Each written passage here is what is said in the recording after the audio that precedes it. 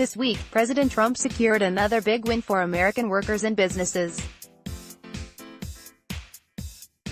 At the direction of the White House, Secretary of State Mike Pompeo, working closely with the Department of Transportation, struck a deal that resolved a 3-year, open skies, disagreement between the U.S.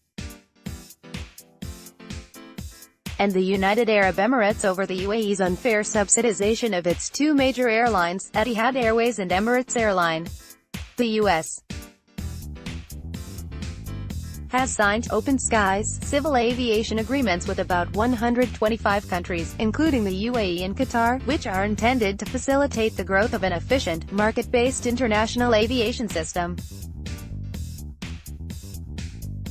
Worldwide, these agreements have helped protect the interests of American workers and businesses, but in the case of UAE and Qatar, serious concerns were raised about their effectiveness. According to some U.S. airlines, the oil-rich governments of the UAE and Qatar have provided their air carriers over $50 billion in subsidies since 2004.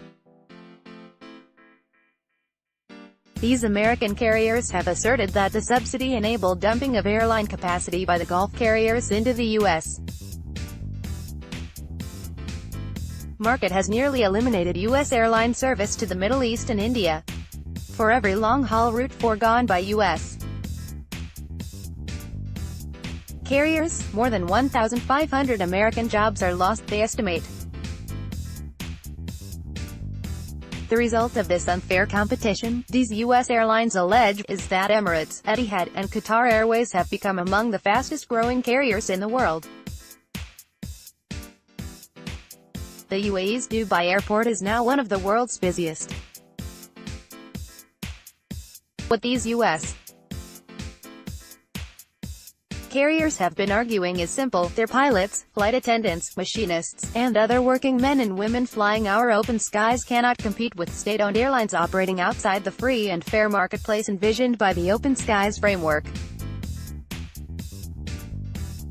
The pleas of these U.S. carriers, however, fell on deaf ears during the Obama administration. In contrast, the Trump White House quickly assembled a task force with representatives from the two key agencies, the State Department and Department of Transportation, along with representatives from the Departments of Commerce and Justice, the U.S. Trade Representative, and the Council of Economic Advisors. Emblematic of Trump's America First policies, the State Department was directed to secure a new understanding with Qatar, which was consummated in January, and then with the UAE, which was achieved this week. Contours of these two new understandings are very similar. First, the parties acknowledge that government subsidies adversely affect free and fair competition in the international aviation market. The Gulf carriers should pay their full and fair share of the costs of operating out of their international airports. Second, the UAE and Qatar governments have committed to financial transparency and to conduct transactions based on commercial terms. Their airlines should not operate behind an opaque accounting wall that shields their government subsidies from public view. Together, these reforms should substantially curtail any unfair subsidization. Third, both the UAE and Qatar governments have informed the U.S. that their respective carriers have no current plans to begin any new commercial Fifth Freedom flights. This is particularly important to the concerned U.S. carriers, as such routes involve the Gulf carriers flying from the U.S. to destinations like Europe without U.S. travelers ever landing in Qatar or the UAE. By addressing the concerns of these U.S. carriers and standing against unfair trade practices, President Trump is keeping his own campaign promises at a record pace.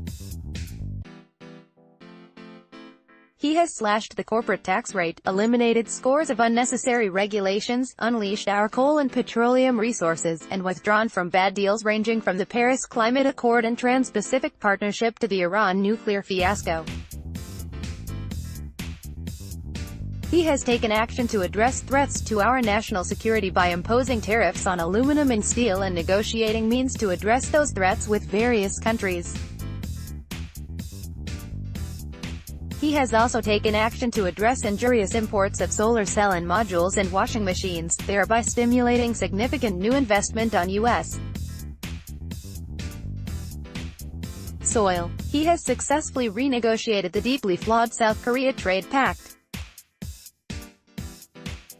Against this backdrop of promises made and promises kept, robust economic growth, and historically low unemployment rates, the Trump administration will rigorously ensure that our open skies agreements and these new understandings continue to work in the best interests of Americans.